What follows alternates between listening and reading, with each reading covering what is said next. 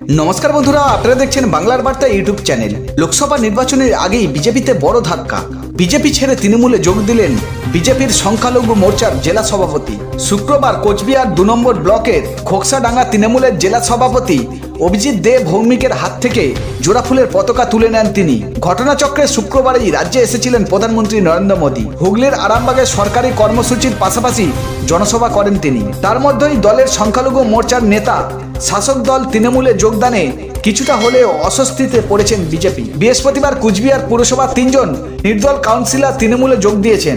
শুক্রবারও শাসক দলের সেই যোগদান কর্মসূচি অব্যাহত থাকলো। সিদ্দিক আলী তৃণমূলে যোগ দিয়ে তিনি বলেন, পশ্চিমবঙ্গে কংগ্রেস বাম শাসন করেছেন, এখন তৃণমূল শাসন করছে, কখনোই হিন্দু মুসলিম ভেদাভেদ করেনি, কিন্তু নরেন্দ্র মোদীর সরকার হিন্দু মুসলিম ভেদাভেদ করেছে, তাই বিজেপি ছেড়ে আমি তৃণমূলে যোগ দিলাম।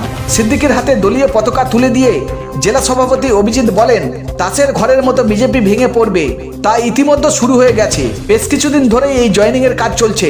বিজেপির সংখ্যালঘু মোর্চার জেলা সভাপতি নিজেই বিজেপি ছেড়ে তৃণমূলে যোগদান করেছেন। এ থেকে বোঝা যাচ্ছে তাসের ঘরের মতো ভাঙন শুরু হয়ে গেছে বিজেপির। তিনি আরো বলেন, যারা সাধারণ মানুষের জন্য কাজ করতে চায় তারা কখনোই বিজেপিতে থাকতে পারবে না। বিজেপি কখনোই সাধারণ মানুষের জন্য কাজ করবে না।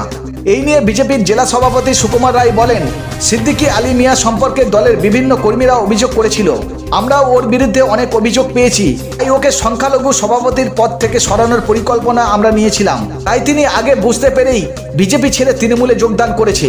এতে আমাদের দলেরই ভালো হয়েছে, কারণ আমরা চাই না কোনো স্বার্থবাদী লোক আমাদের দলেতে থাকুক। কারণ ভারতীয় জনতা পার্টির লক্ষ্য সাধারণ মানুষের পাশে থেকে সাধারণ মানুষের কাজ করা।